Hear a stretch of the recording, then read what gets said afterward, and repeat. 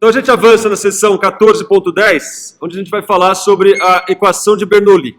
A figura exposta aí abaixo, ela mostra então um tubo através do qual um fluido ideal escoa com uma certa vazão constante. Então a gente vai supor que em um intervalo de tempo ΔT, um volume ΔV de fluido, que é esse de cor azulada aí à esquerda, ele adentra então pela extremidade esquerda do tubo e um volume igual sai pela extremidade direita do tubo.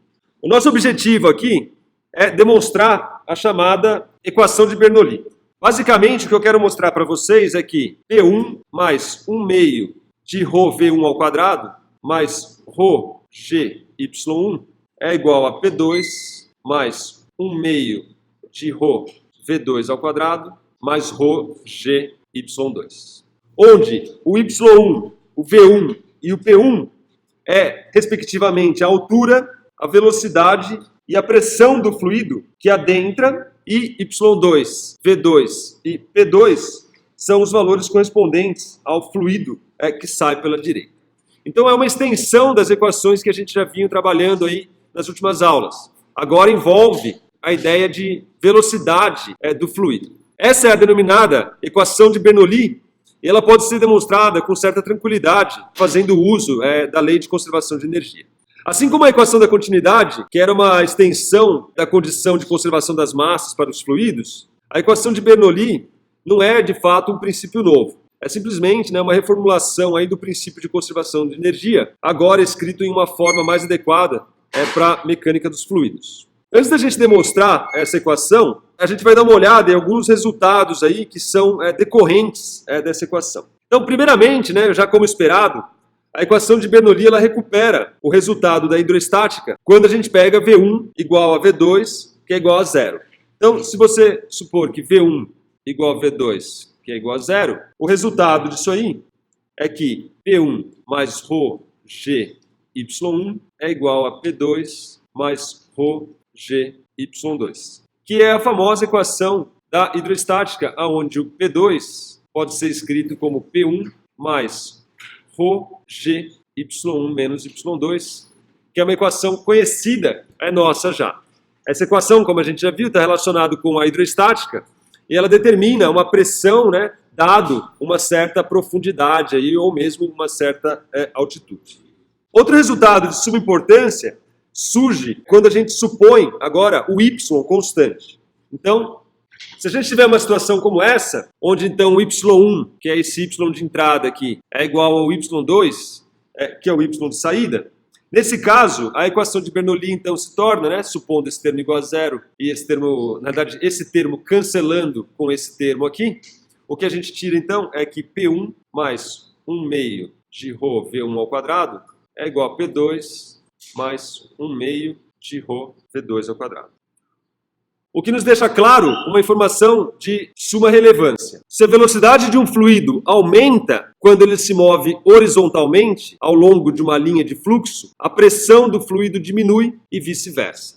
Ou seja, se a velocidade então vai aumentando, a pressão vai diminuindo. Então aqui as linhas de fluxo elas estão mais condensadas aqui, pela própria vazão, se atentando que a vazão aqui é igual a vazão aqui, nós temos que A1 V1 é igual a A2 V2. Se a área é maior, a velocidade é menor. Se a área é menor, a velocidade tende a aumentar. As linhas de fluxo estão mais condensadas, com as linhas mais condensadas, a velocidade é maior. Se a velocidade é maior aqui, isso implica que a pressão é menor quando comparado com esse caso aqui. Então você tem uma queda de pressão à medida que você aumenta a velocidade e vice-versa. É isso que a equação de Bernoulli nos traz como resultado. Então, só enfatizando, se a velocidade do fluido aumenta quando ele se move horizontalmente, ao longo de uma linha de fluxo, a pressão do fluido diminui e vice-versa. Se ele viesse se movimentando de lá para cá, a velocidade estaria diminuindo, consequentemente, a pressão estaria aumentando. Analisando agora, novamente, a figura 14.14, só para a gente trabalhar um pouco a ideia da relação entre pressão e velocidade, o que a gente tem então é que as pressões, elas são menores no topo e na base aqui dessa superfície. Por quê? Porque as linhas estão mais condensadas, a velocidade aqui do fluido é maior, dado que a velocidade aumenta, a pressão diminui. Então, nessa região aqui superior e nessa região inferior, as pressões são menores se comparado com as pressões aqui onde a velocidade é menor. Isso, de certa maneira, faz bastante sentido, né? Pois quando um elemento do fluido se aproxima de uma região estreita, né? Que é no caso aqui, essa região mais estreita aqui, a pressão mais elevada atrás dele vai acelerando o fluido. Então, se ela acelera aqui, essa pressão maior aqui, vai acelerando o fluido, inserindo então uma velocidade com uma pressão menor. Uma análise mais relevante disso aqui é basicamente o que a gente conhece como a asa de avião. Então, o que a gente tem na asa do avião? A gente tem um formato um pouco diferenciado, de forma que a velocidade abaixo aqui, ela é menor do que a velocidade acima. Note que as linhas estão mais condensadas acima, a velocidade aqui do fluido é maior do que a velocidade do fluido aqui embaixo. Se a velocidade é maior acima e menor abaixo, isso significa que a pressão aqui, ela é menor do que aqui. Então você tem uma diferença de pressão entre o topo da asa e a parte de baixo da asa, o que faz inferir então uma diferença de pressão que basicamente faz com que o nosso objeto tenha aqui um movimento para cima. É isso basicamente que sustenta o avião. Essa diferença de pressão imposta aí pelo movimento do fluido, né? De forma que a velocidade na parte superior é maior do que na parte inferior, fazendo com que a pressão na parte superior da asa seja menor do que na parte inferior, dando então uma força aí, média no sentido a elevar esse avião e manter então ele estável. Então essa é uma consequência direta do resultado aí, da equação de Bernoulli. Vale frisar que a equação de Bernoulli ela é estritamente válida somente para fluidos ideais. Quando a gente tem força viscosa presente, né, parte dessa energia é convertida em energia térmica e o resultado será quão mais diferente quanto maior for a viscosidade. Como eu disse, a dedução da equação de Bernoulli, aqui, ela é fruto da conservação de energia. Se a gente tem perdas no processo, naturalmente, esse resultado aí, ele não é estritamente válido. Só é válido para fluidos, então, ideais, né? Tal que a viscosidade é igual a zero. Então, dito isso, vale agora a gente demonstrar a equação de Bernoulli. Então, demonstração da equação de Bernoulli. A equação de Bernoulli ela tem esse nome, só para completeza aqui, por causa do chamado indivíduo Daniel Bernoulli, que era um matemático suíço do século XVIII, que estudou o escoamento de fluidos. Então, para a gente demonstrar essa equação, vamos inicialmente retomar aqui a figura 14.20. Bom, para a gente demonstrar a equação de Bernoulli, a gente vai então aplicar a lei de conservação de energia a esse sistema aí. E uma observação importante já de início é que o fluido que está entre os dois planos verticais, separados aí por uma distância L, ele não muda as suas propriedades à medida que o fluido se move da esquerda para a direita, certo? Então, as propriedades do fluido, que é a densidade, etc., ela não é alterada. Dito isso, então, o que a gente precisa se preocupar de fato é apenas com as mudanças que acontecem aqui na extremidade, tanto da entrada quanto da saída. Porque durante todo o tempo, essa região aqui, determinada por esse L, vai estar cheia de fluido, não vai mudar nunca. Porque o fluido tem exatamente a mesma propriedade. A única coisa que muda é a região da entrada e a região da saída. Aqui ela estava vazia, aqui ela estava completa. Aqui ela está vazia e agora na saída está completa. A região do meio, ela está completa a todo instante. Então a gente não precisa se preocupar com ela, porque do tempo t até o tempo t mais dt, não aconteceu absolutamente nada dentro dessa região aqui, que é delimitada por essa distância L. Então a gente foca somente na entrada e na saída aqui. Bom, vamos começar então aplicando a lei de conservação de energia. E a gente faz isso através do teorema do trabalho e energia cinética. Então, como a gente já viu, o trabalho é igual à variação da energia cinética. A variação da energia cinética entre as extremidades do tubo, ela pode ser facilmente calculada. Então, ΔK ela é igual a 1/2 de ΔM V2 ao quadrado, que é a velocidade final aqui, energia cinética final menos 1/2 de ΔM V1 ao quadrado. Onde o ΔM aqui é a massa que adentra e sai em um certo tempo ΔT. Então, de T até T mais ΔT, você tem uma certa quantidade de massa que adentra. Naturalmente, se ela adentra, ela empurra a mesma quantidade de massa para fora. Se entrar aqui 1 litro, necessariamente tem que sair 1 litro também. Como a densidade é a mesma, vai entrar aqui alguns quilogramas, vai sair aqui alguns quilogramas. A mesma quantidade de massa que adentra é a que sai. Bom, como a gente está trabalhando com fluido, é usual, né, a gente escrever essas relações em termos das massas específicas, né, ou da densidade de massa. Como a gente já sabe, o ρ, que é a massa específica, é ΔM por ΔV, o que implica então que ΔM é igual a ρ ΔV. A variação da energia cinética, então, nesse sentido, pode ser escrita como 1/2 de ρ ΔV V2 ao quadrado menos 1/2 de ρ ΔV V1 ao quadrado. Não confunda esse V com esse, então eu vou trocar aqui o meu V só para ficar mais claro. Vou escrever ele de uma forma um pouco diferente, em V minúsculo, onde o V minúsculo é a velocidade e o V maiúsculo aqui é o meu volume. Se atentando que eu simplesmente aqui troquei ΔM por ρ ΔV, onde o ΔV é a variação do volume aqui que se desloca da esquerda para a direita. Bem, essa é a minha energia cinética.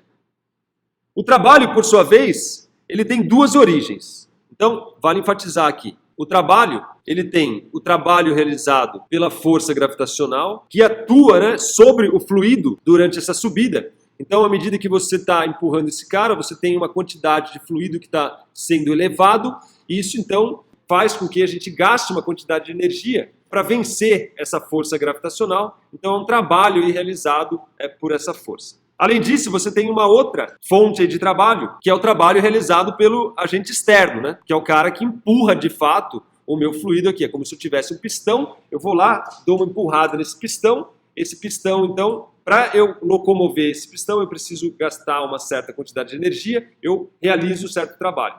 Esse trabalho, então, é também computado, né? E esse trabalho, então, é o trabalho realizado por um agente externo. Então, só para enfatizar. Então, esse trabalho, só enfatizando, é para empurrar o fluido para dentro do tubo. Note, e aqui é importante também enfatizar, que o fluido que está à frente aqui, ó, esse fluido aqui, ele tende a impedir o movimento desses fluidos que estão tentando avançar, tá certo? De forma que o mesmo, então, esse fluido aqui, aplica aí uma força de reação no sentido contrário. Então, basicamente, o que você vai ter aqui, ó, é um cara empurrando esse aqui, e aí você tem, então, a força aplicada nesse sentido. Porém, esse cara aqui, ele tende a reter o movimento. Eu empurro essa quantidade de volume verde aqui, o volume verde me empurra de volta. Então, eu tenho aqui uma certa força de reação aqui, impedindo, né, tentando impedir o movimento desse fluido como um todo. Essas forças não são necessariamente iguais, porque as áreas são diferentes, as pressões são diferentes, mas certamente existe uma força aí, de repulsão sendo aplicada aqui, que impede o movimento do meu fluido. Esses dois trabalhos precisam ser computados, tá certo? Nesse sentido, então, o trabalho que é realizado a menos da força gravitacional, né? Porque também vai ter uma força gravitacional aplicada aqui, isso aqui é importante enfatizar, que é o caso especificado aqui. Aqui você tem uma força gravitacional, aqui você também tem uma força gravitacional.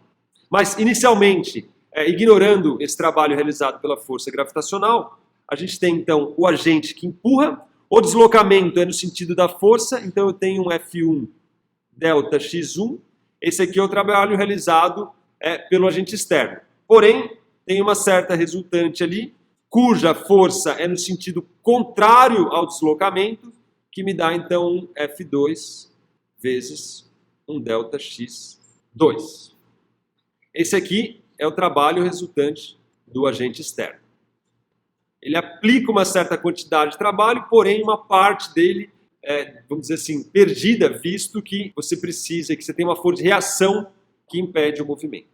Considerando a força gravitacional agora, o trabalho total, ele pode ser escrito, então, como? Veja, a força gravitacional é para baixo e no meu caso aqui eu estou elevando o meu fluido.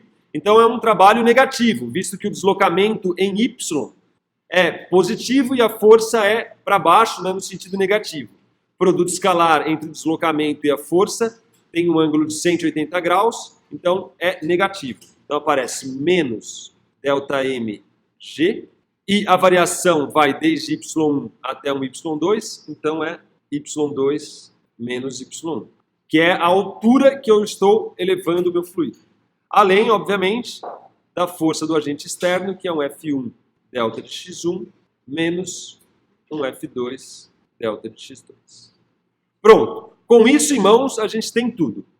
Com o trabalho total e a variação da energia cinética, agora a gente só faz uso do teorema trabalho-energia cinética e você vai ver que automaticamente vai aparecer aqui a nossa equação de Bernoulli.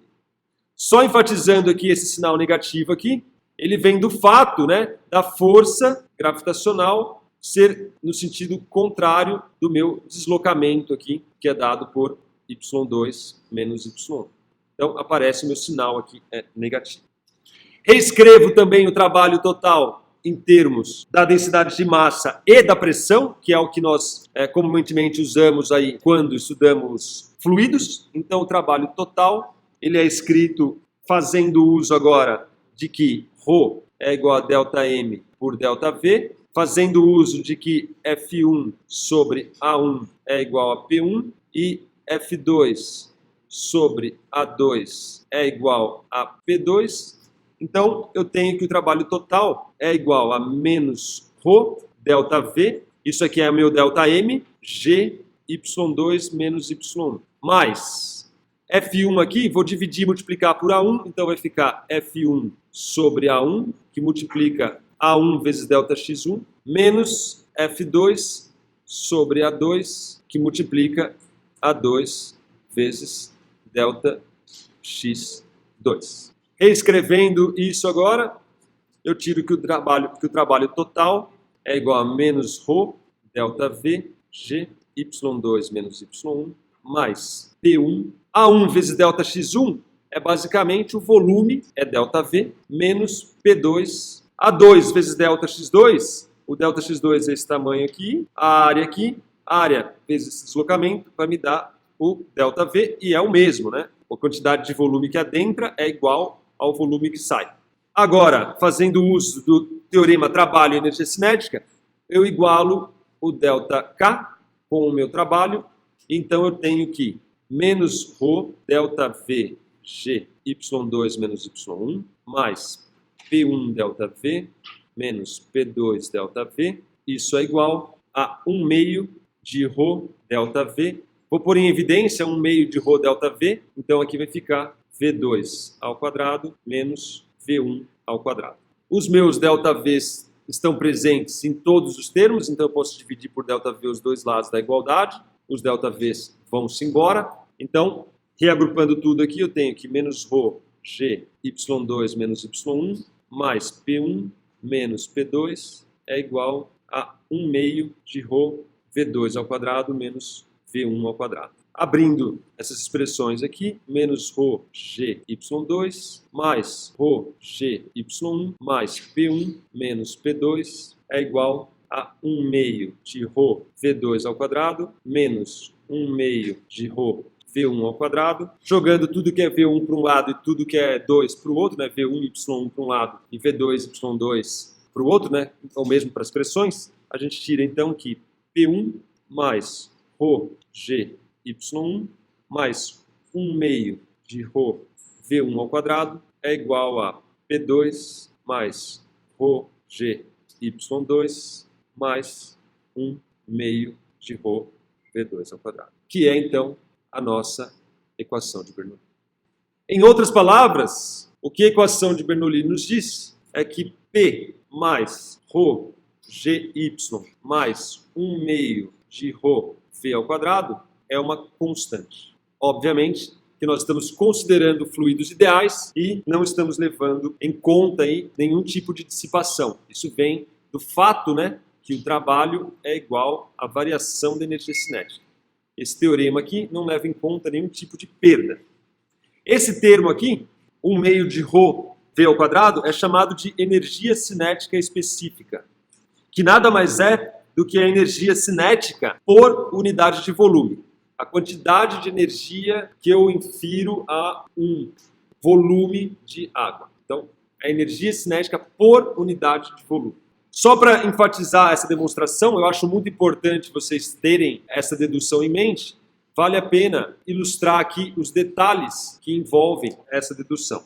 Então, só para concluir. Então, basicamente, nessa demonstração, o que a gente precisa se atentar? Que no intervalo de tempo ΔT, um volume ΔV entra pela esquerda e o mesmo volume ΔV, ele sai pela direita. Então, o volume que entra é igual ao volume que sai. Essa é uma observação importante.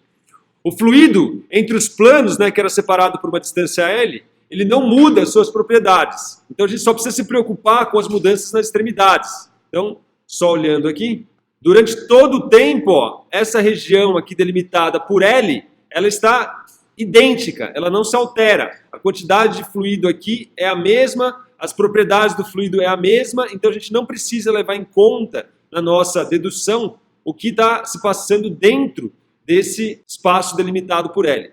O nosso foco é a região de entrada e a região de saída. Simplesmente isso que a gente leva em conta para a demonstração da equação de Bernoulli. Além disso, a variação da energia cinética ela é fruto da variação da velocidade nas extremidades. Como a gente já sabe, né, se as áreas são diferentes, a vazão é constante, necessariamente as velocidades, então, nas extremidades, são diferentes.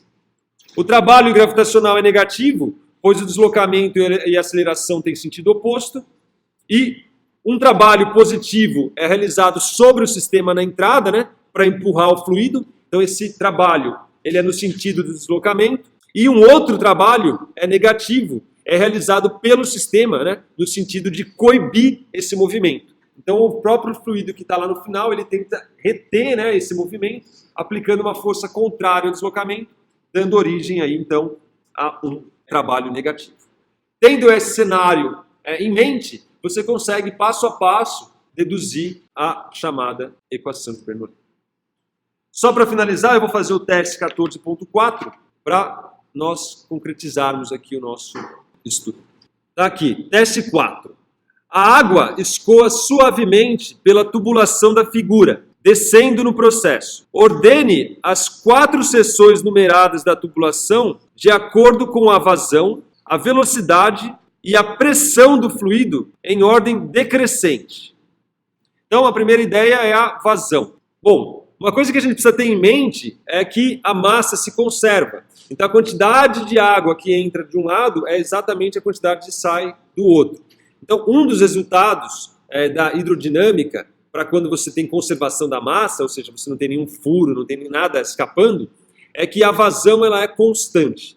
Então, independente da área, independente dessa área aqui, nós vamos ter aí a mesma vazão nessa região 1, a mesma vazão na região 2, a mesma vazão na região 3 e a mesma vazão na região 4. A quantidade de água por unidade de volume, por unidade de tempo que atravessa cada uma das regiões é exatamente a mesma.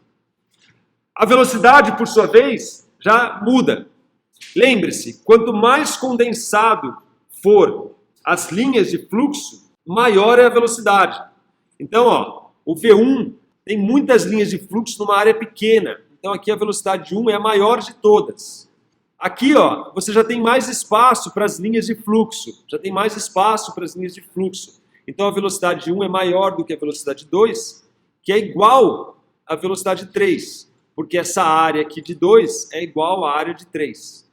Porém, em 4, você tende ainda a aumentar mais a área. Se você está aumentando a área, novamente, você tem mais espaço para as linhas de fluxo. Consequentemente, a velocidade em 4 ela é ainda menor que em V2 e em V3. Então, essa aqui nos dá as velocidades. A pressão, por sua vez, a gente faz uso da equação de Bernoulli. Então, só para a gente enfatizar, P1 mais ρ g y1 mais 1 meio de ρ V1 ao quadrado é igual a P2 mais ρ g y2 mais 1 meio de ρ V2 ao quadrado. Pronto, com a equação de Bernoulli a gente pode fazer análise das pressões. Por exemplo, de 1 para 2, você não tem variação da altitude. Então, esse termo aqui é igual a esse termo, e o que você tem, então, é uma relação entre velocidades e pressão. Se a velocidade é maior em 1 do que em 2, consequentemente, a pressão em 1 é menor do que a pressão em 2. Por quê? Pela equação de Bernoulli. Se a velocidade diminui, a pressão aumenta. Velocidade aqui era maior, velocidade aqui era menor, a pressão aqui é maior do que aqui. Então, P1 é menor do que P2. Da região 2 para 3, você tem uma queda na altitude aqui. A área é a mesma, logo a velocidade é a mesma. Então, esse termo aqui é igual a esse termo aqui. O que a gente tem agora é uma relação entre as altitudes. Bem, o Y1 era maior do que o Y2. Se o Y1 é maior, a pressão P1 é menor do que a P2. Por quê? Porque o Y2 diminuiu. Se você diminui o Y2, para essa igualdade ser satisfeita, você tem que fazer com que o P2 aumente. Então, daqui para cá, você tem que Y2 é maior que o Y3, logo P2 é menor do que P3. Se eu diminuo a minha altitude, consequentemente, eu aumento a pressão. Então, o P2 é menor que o P3. De 3 para 4 é novamente uma relação de velocidade. V3 é maior do que V4, logo, se a velocidade aumenta, a pressão diminui, P4 é menor do que P3. Então, o P4 é menor do que o P3. Então, a equação de Bernoulli, ela consegue aí, com uma análise simples, você ter uma noção do que acontece com a pressão, independente se você aumenta ou diminui a velocidade, ou se você eleva ou faz com que o fluido desça uma certa altitude.